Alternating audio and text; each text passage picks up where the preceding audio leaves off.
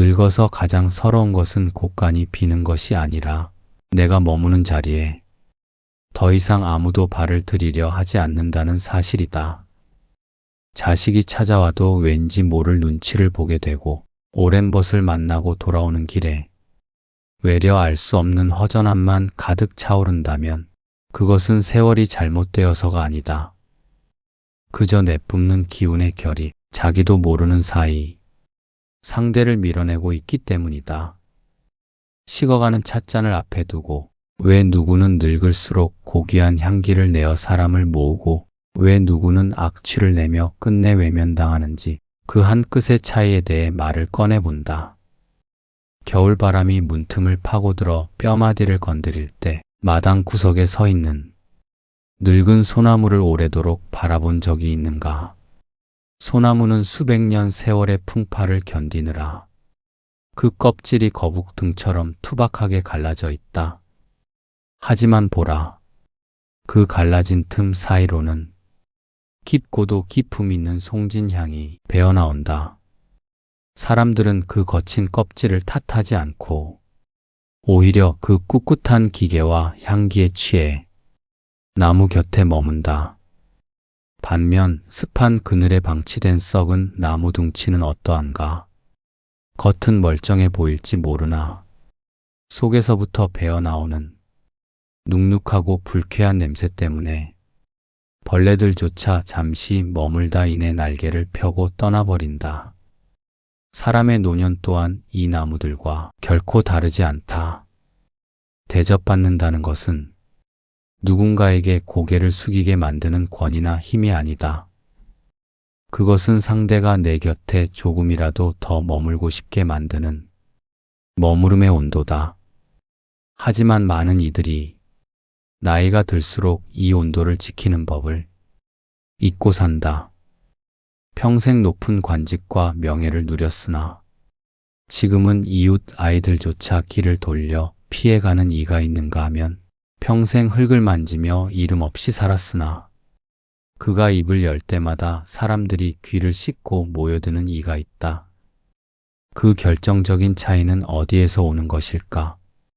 그것은 지식의 깊이도 타고난 선함의 문제도 아니다. 바로 자신만의 결을 평생 어떻게 다듬어 왔는가에 대한 대답이다. 대접받기를 원하는 마음이 앞서는 사람은 말의 흐름이 항상 자신을 향해 굽어 있다. 상대의 이야기를 듣는 척하지만 실상은 자신의 지난 무용담을 꽂아 넣을 틈을 찾기에 급급하다. 누군가에게 배려를 베푸는 듯하나 그 속에는 내가 이만큼 베풀었으니 너도 마땅히 이만큼은 내어놓아야 한다는 보이지 않는 빈 문서를 쥐고 있다. 그런 사람과 함께 앉아 있으면 마음은 마치 신발 속에 들어온 작은 모래알 하나처럼 서서히 불편해지기 시작한다. 처음에는 대수롭지 않게 참을만 하지만 한 걸음 뗄 때마다 발바닥을 찔러 결국엔 신발을 벗어 던지고 그 자리를 벗어나게 만드는 법이다. 흐름이 어긋난 인연은 아무리 애를 써도 편안함이 자리 잡지 못한다. 자식에게 혹은 주변 사람들에게 억지로 대접받으려 손을 뻗을수록 그들의 마음은 저 멀리 물러난다. 물은 낮은 곳으로 흐르기에 온 땅을 적시고 생명을 살리지만 그것을 내 논에만 가두려 둑을 높이면 결국 물은 탁해지고 속에서부터 썩어버린다. 인심도 이와 같다. 노년이 외면당하고 있다면 그것은 상대가 무례하거나 세상이 각박해서가 아니라 스스로 만든 흐름이 타인의 숨통을 조이고 그들의 자리를 지워버렸기 때문일지도 모른다. 사람과의 관계 속에서 말로 다 설명하기 어려운 피로를 느낀 적이 있는가?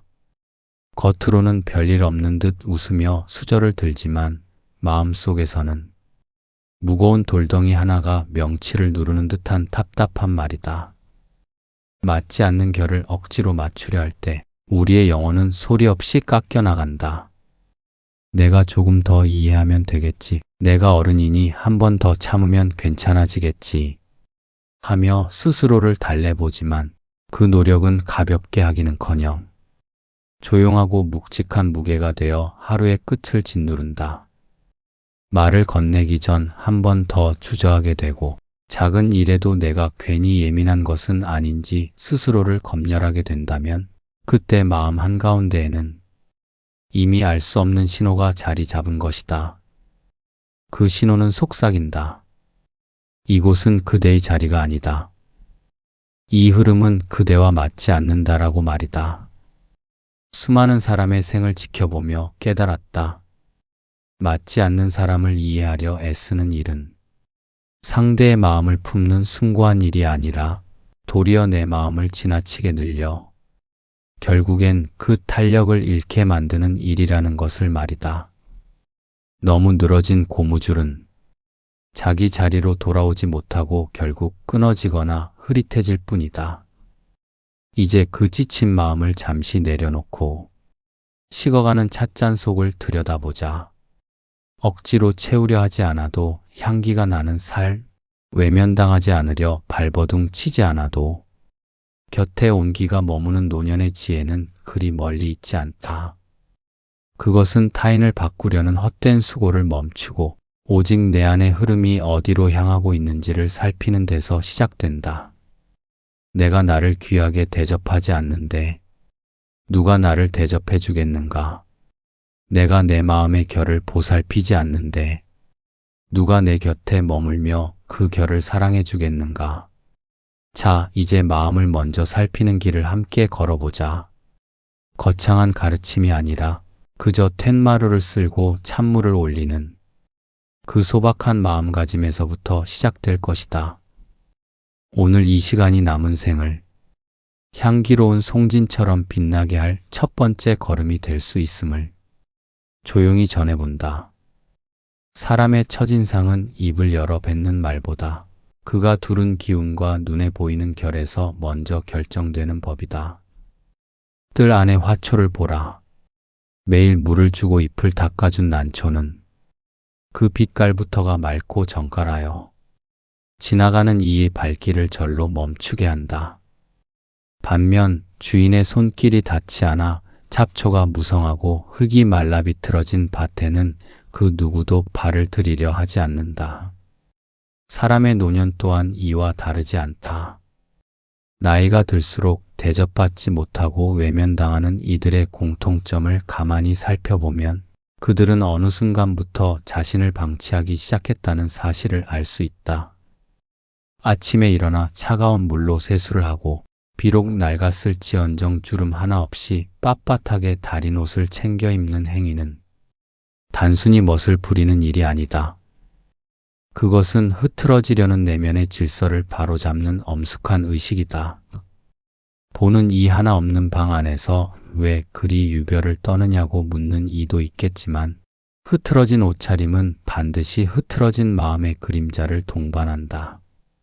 몸에서 나는 퀴퀴한 냄새를 그저 노화의 어쩔 수 없는 흔적이라 치부하고 소매 끝에 묻은 얼룩을 세월의 탓으로 돌리며 무심하게 넘기는 순간 타인이 나를 대하는 태도 역시 그 무심함을 닮아가게 된다. 나를 귀하게 대접하지 않는 이를 어느 누가 귀하게 대접해 주겠는가? 의관을 정제한다는 것은 타인에게 과시하기 위함이 아니라 내 마당의 잡초를 스스로 뽑아내어 누군가 머물 수 있는 깨끗한 자리를 내어주는 최소한의 예의다. 주위 사람들에게 나를 어른으로 대접하라고 목소리를 높일 필요가 없다. 그저 내 몸과 마음의 결을 정갈하게 가꾸는 것만으로도 보이지 않는 위험은 서서히 차오른다. 사람들은 흔히 늙으면 모든 것이 시들고 추해지는 것이 자연의 섭리라 말한다. 그러나 보라.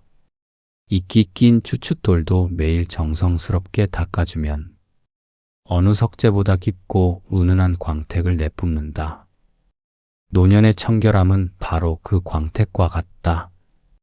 화려한 장식이나 비싼 비단옷이 필요한 것이 아니다. 손톱 끝을 깔끔하게 갈무리하고 머리카락을 단정하게 빗어 넘기며 입가에 묻은 세월의 흔적을 매일 아침 성실하게 닦아내는 그 마음가짐이 중요하다. 내가 아는 어떤 이는 평생을 고고한 선비로 살았으나 늙어서는 머리에 비듬이 가득하고 옷방에 찌든 내를 풍기며 길을 나섰다. 그는 사람들이 자신을 피하는 이유를 세상이 각박해진 탓이라 돌렸으나 실상은 그가 스스로를 먼저 버렸기 때문에 세상도 그를 놓아버린 것이다. 반면 평생 흙을 만지며 살아온 노인이 있었는데 그는 일을 마치면 항상 시냇가에서 손발을 깨끗이 씻고 해진 옷이라도 정갈하게 갈아입은 뒤에야 사람들과 마주 앉았다. 그가 곁에 오면 언제나 마른 집 풀의 구수한 냄새와 비누의 담백한 기운이 풍겼다. 사람들은 그 노인의 말 한마디를 듣기 위해 다투어 그 곁에 머물고자 했다. 사람의 기운은 말보다 살결과 온매무새에서 더 먼저 스며나온다. 늙어갈수록 몸의 수분은 마르고 살갗은 거칠어지기 마련이다. 그렇기에 더욱 정성을 들여 그 거친 결을 다독여야 한다. 그것은 집 앞에 쌓인 눈을 치우는 일과 같다. 눈을 치우지 않으면 길은 끊기고 사람의 왕래는 멈춘다. 내가 나를 가꾸는 일을 멈추는 순간 나와 세상을 잇던 다리는 서서히 허물어진다. 대접받고 싶은 욕구는 인간의 본능이다. 그러나 그 대접은 타인에게 요구해서 얻어지는 것이 아니라 내가 나를 어떻게 대접하고 있느냐를 세상이 보고 그대로 돌려주는 메아리와 같다. 옷 한 벌을 입더라도 그 속에 담긴 나의 정신을 입는다는 기분으로 매무새를 가다듬으라. 그것이 외면당하는 노인과 대접받는 노인을 가르는 가장 첫 번째 결정적인 차이다. 거창한 비결을 찾으려 애쓰지 말라. 오늘 아침 세숫대야에 담긴 맑은 물속에 비친 자신의 얼굴을 보라. 그 얼굴에 묻은 수고로움을 정성껏 씻어내고 구겨진 옷깃을 펴는 그 작은 수고로움이 그대를 품격 있는 어른으로 만드는 가장 확실한 시작이다. 잡초가 뽑힌 정갈한 마당에는 억지로 부르지 않아도 길손이 찾아와 쉬어가는 법이다. 그대의 몸이라는 마당을 오늘 어떻게 일구었는지 조용히 돌아보라. 나를 아끼는 마음이 없는 자의 손을 잡고 싶어 하는 사람은 없다. 스스로를 대접하는 그 정성스러운 손길이 타인의 존경을 부르는 가장 깊은 울림임을 잊지 말아야 한다.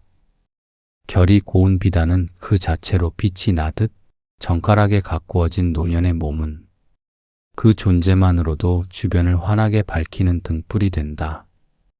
평생을 일구어온 재산을 자식에게 모두 내어주고 정작 자신은 빈 방 한 칸에서 쓸쓸히해 저무는 하늘을 바라보는 이들을 본 적이 있는가?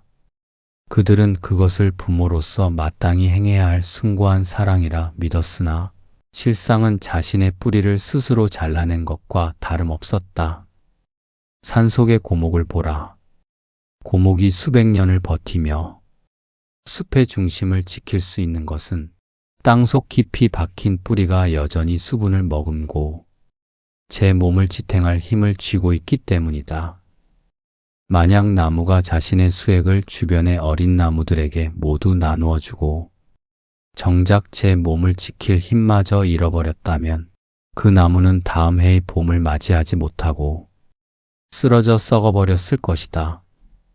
사람의 노년 또한 이 나무의 생리와 결코 다르지 않다. 그대들은 아는가?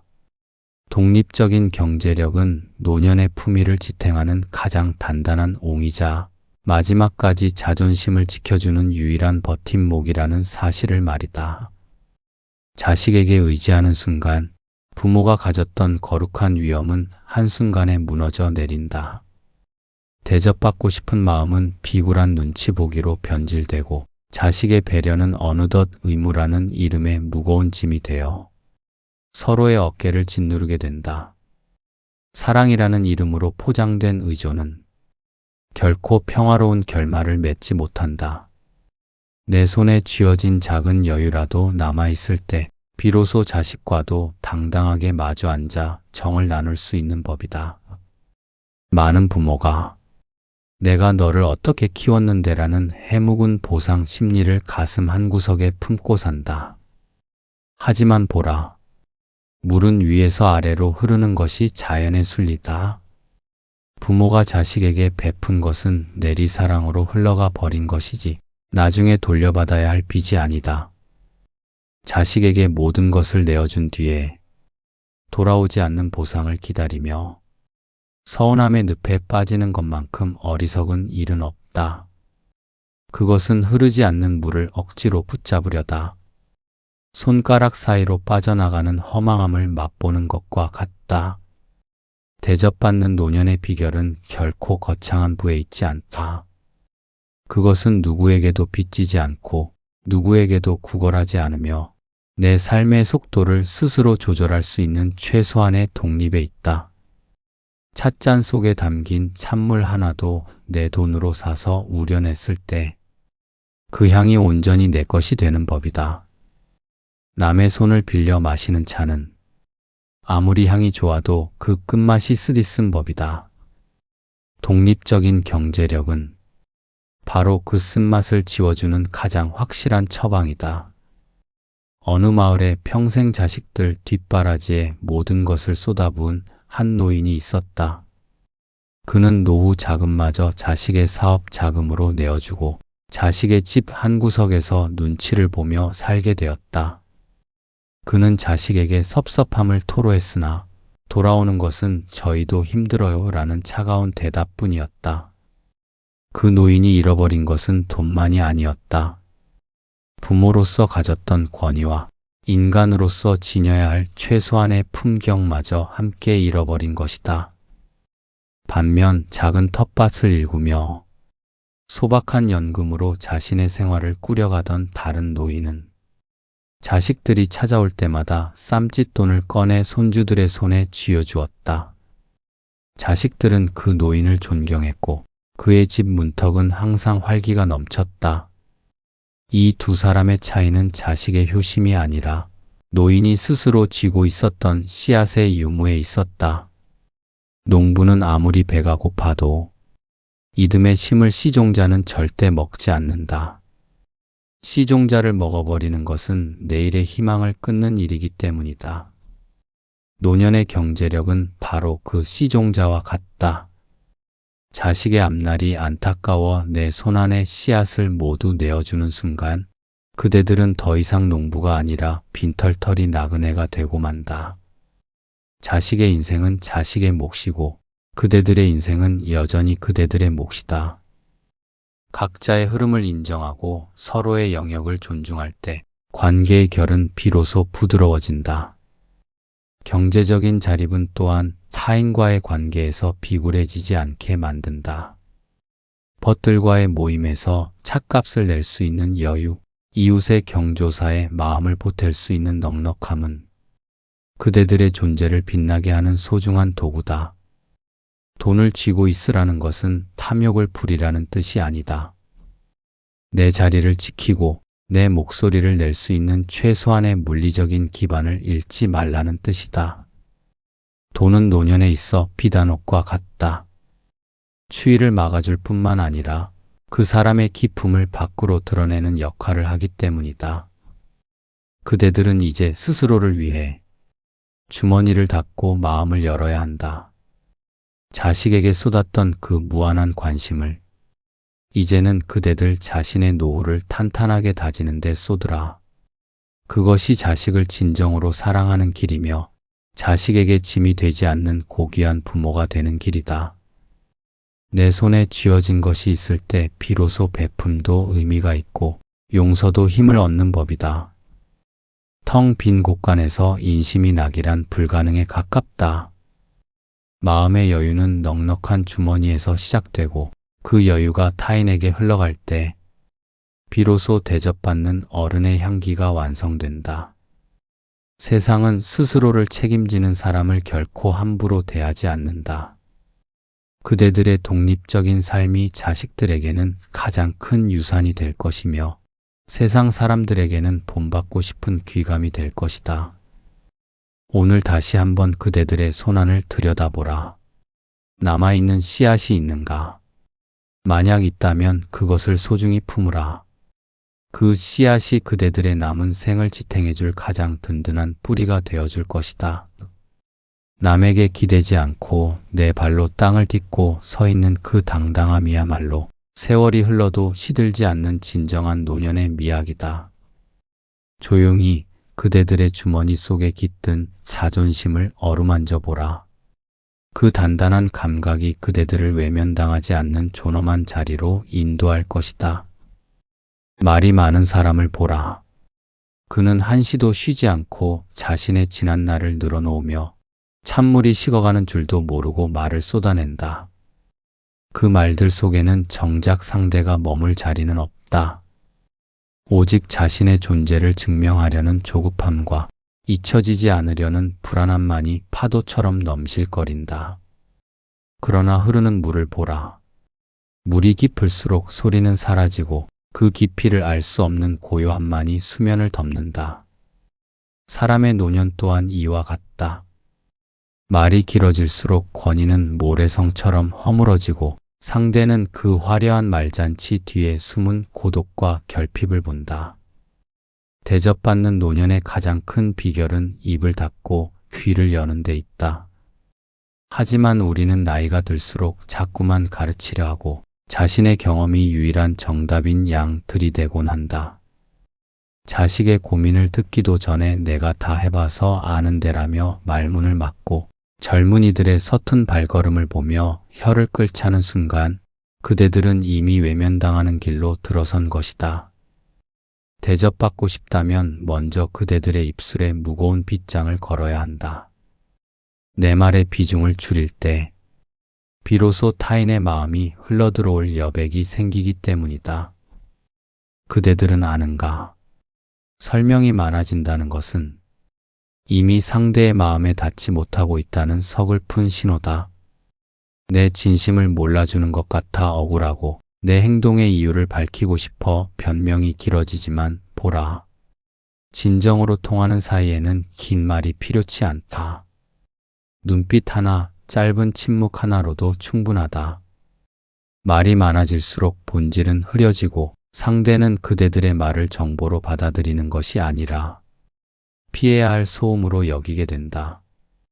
항아리에 금이 가면 아무리 맑은 물을 부어도 채워지지 않듯 마음의 결이 어긋난 사람에게 쏟아붓는 장광설은 허공으로 흩어지는 연기와 다를 바 없다. 진정한 대접은 내 주장보다 상대의 침묵을 읽어낼 때 시작된다. 상대가 말을 멈추었을 때 그 침묵의 무게를 함께 견뎌주는 어른이 되어야 한다.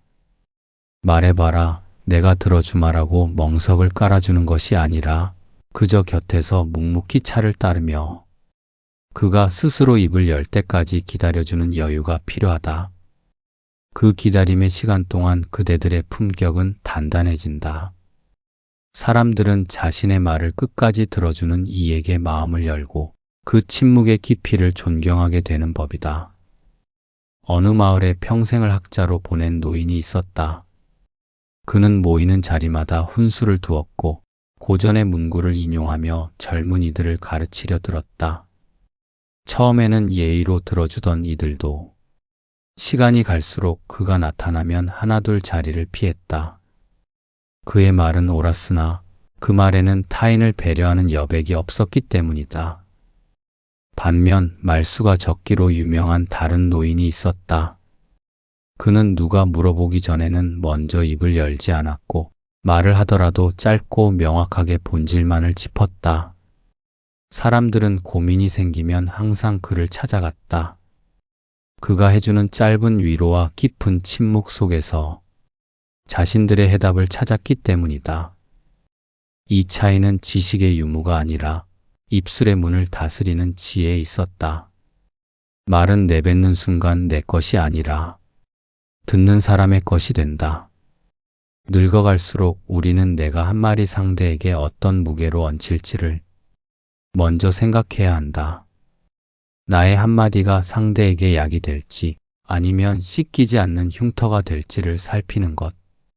그것이 입의 여백을 지키는 예법이다.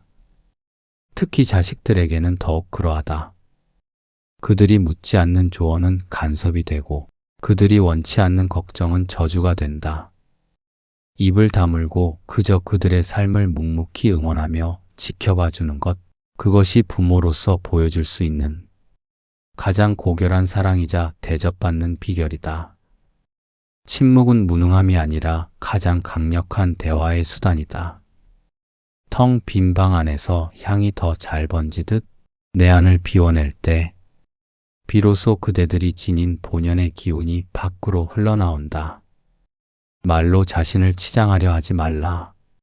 그대들이 살아온 세월이 이미 그대들의 얼굴에, 손등에, 구분 등에 다 쓰여 있다. 굳이 입을 열어 설명하지 않아도 세상은 그대들이 어떤 사람인지 이미 알고 있다. 오히려 침묵할 때 그대들의 세월은 더 빛이 나고 그 무게감은 타인에게 경외심으로 다가가게 된다. 오늘 누군가와 마주 앉게 된다면 평소보다 반이반으로 말을 줄여보라. 상대의 눈을 가만히 응시하고 그가 하는 말 사이사이에 깃든 숨소리에 귀를 기울여 보라. 내가 말을 참을 때 비로소 상대의 마음이 보이고 그 마음의 결이 어떻게 흐르는지가 느껴질 것이다. 억지로 이해하려 애쓰지 않아도 그저 함께 있는 침묵 속에서 관계의 틈이 메워지는 신비로운 경험을 하게 될 것이다. 지혜로운 어른은 정원을 가꾸듯 자신의 침묵을 가꾼다. 잡다한 말의 잡초를 뽑아내고 고요라는 나무를 심어 그늘을 만든다. 그 그늘이 시원하고 깊으면 사람들은 억지로 부르지 않아도 그 아래로 모여들어 땀을 식힌다. 대접받는다는 것은 바로 그런 것이다. 내가 먼저 다가가 고개를 숙이라 요구하는 것이 아니라 타인이 내 고요함 속에 머물고 싶어 스스로 찾아오게 만드는 것. 입을 다물라. 그리고 그 자리에 지혜의 여백을 채우라. 그 여백이 넓어질수록 그대들의 영혼은 자유로워지고 그대들을 향한 세상의 예우는 깊어질 것이다. 말이 없어도 통하는 경지, 그것이 노년이 도달할 수 있는 가장 아름다운 품격이다. 조용히 오늘 그대들이 뱉은 말의 무게를 돌아보라. 가벼운 말들이 흩어진 자리에 묵직한 침묵의 씨앗을 심는 하루가 되기를 바란다. 모든 사람과 잘 지내려 애쓰는 것은 산 정상에 바다 물고기를 데려다 놓으려는 욕심과 같다. 물고기는 물에서 숨을 쉬고 산새는 바람 속에서 노래를 부르는 법이다. 사람 역시 저마다 타고난 결이 달라. 어떤 이는 불처럼 뜨겁고 어떤 이는 얼음처럼 차갑다. 이 서로 다른 성정을 억지로 한데 묶어 조화를 이루려 하는 것은 결국 자신의 마음을 깨뜨려 타인의 그릇에 맞추는 무모한 헌신에 불과하다. 노년에 이르러서도 여전히 모든 인연을 붙들고 전전긍긍하고 있다면 그것은 인덕이 높은 것이 아니라 자신의 영혼이 쉴 자리를 스스로 허물고 있는 것이다. 그대들은 아는가? 거리를 둔다는 것은 인연을 끊어내는 비정한 행위가 아니다. 그것은 마치 정원에 울타리를 치는 것과 같다. 울타리가 없으면 들짐승이 들어와 꽃밭을 짓밟고 길손들이 함부로 드나들어 정갈한 흙을 헤집어 놓는다. 내 마음의 평화를 지키기 위해 적당한 간격을 유지하는 것은 내가 나를 온전히 대접하기 위한 가장 지혜로운 보호책이다. 대접받는 어른은 타인에게 휘둘리지 않는다. 그들은 자신이 감당할 수 있는 마음의 범위를 명확히 알고 그 선을 넘나드는 이들에게 조용히 거리를 두어 스스로를 지킨다. 맞지 않는 사람과 억지로 거리를 좁히려 할 때 우리는 반드시 대가를 치르게 된다. 그 대가는 이유 없는 피로와 가슴 한구석에 맺히는 멍울이다. 상대가 나쁜 사람이어서가 아니다. 단지 그의 흐름이 내 속도와 맞지 않고 그의 말투가 내 결을 핥히기 때문이다. 이 어긋남을 인정하지 못하고 내가 조금 더 이해하면 되겠지라며 다가설수록 마음은 늘어진 고무줄처럼 탄력을 잃고 너덜너덜해진다. 그렇게 지쳐버린 마음으로는 누구에게도 따뜻한 빛을 내어줄 수 없으며 결국에는 자신조차 사랑하기 힘든 초라한 노년을 맞이하게 된다. 진정한 대접은 남이 해주는 것이 아니라 내가 나를 불편한 자리에서 꺼내어주는 데서 시작된다. 누군가와 대화를 나누고 돌아오는 길에 마음이 무겁고 온몸이 쑤시는 듯한 피로를 느낀다면 그것은 영혼이 보내는 신호다. 이 사람과는 결이 맞지 않으니 잠시 물러나라는 경고인 셈이다. 이 신호를 무시하고 예의를 지키기 위해 혹은 좋은 어른으로 남기 위해 자리를 지키는 것은 미덕이 아니다. 그것은 타인의 기분을 위해 나의 생명력을 갉아먹는 어리석음이다. 어느 유서 깊은 종가집의 노부인을 본 적이 있다. 그녀는 평생을 문중 사람들의 온갖 참견과 요구를 다 받아내며 살았다. 사람들은 그녀를 법 없어도 살 사람이라 칭송했지만 그녀의 속은 이미 까맣게 타버려 화병을 달고 살았다. 반면 이웃 마을의 한 노인은 사람들이 무례하게 굴거나 자신의 평온을 깨트리려 하면 조용히 자리를 피하거나 미소로 답하며 말을 아꼈다. 그는 모든 모임에 참석하지 않았고 마음이 통하는 몇몇 이들과만 소박하게 차를 나누었다. 사람들은 처음에 그를 까다롭다 했으나 시간이 흐를수록 그의 고요한 당당함 앞에 함부로 대하지 못했다. 그는 거리를 둠으로써 자신의 품위를 지켰고 세상은 그 거리만큼 그를 대접했다. 거리를 둔다는 것은 마음속에 넓은 마당을 만드는 일이다. 그 마당이 있어야 상대의 투정도 세상의 소란도 그저 바람처럼 지나가게 할 수 있다. 너무 가까우면 상대의 단점이 내 눈을 찌르고 나의 상처가 상대에게 전이 된다. 적당한 거리가 있을 때 비로소 서로의 전체 모습이 보이고 그 모습 그대로를 인정할 수 있는 여유가 생기는 법이다. 자식과의 관계도 마찬가지다. 자식이 장성했다면 이제는 그들의 마당에 울타리를 쳐주고 한 걸음 물러나야 한다.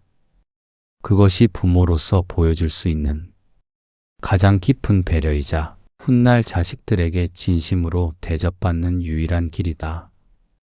그대들이여, 이제는 사람을 바꾸려 하지 말라. 그들이 그대들의 생각대로 움직여주길 바라는 마음이 모든 괴로움의 씨앗이다. 그들은 그들의 결대로 흐르게 두고 그대들은 그대들의 흐름을 지키라. 맞지 않는 인연을 억지로 꿰매려다 그대들의 고운 영혼을 찢지 말라.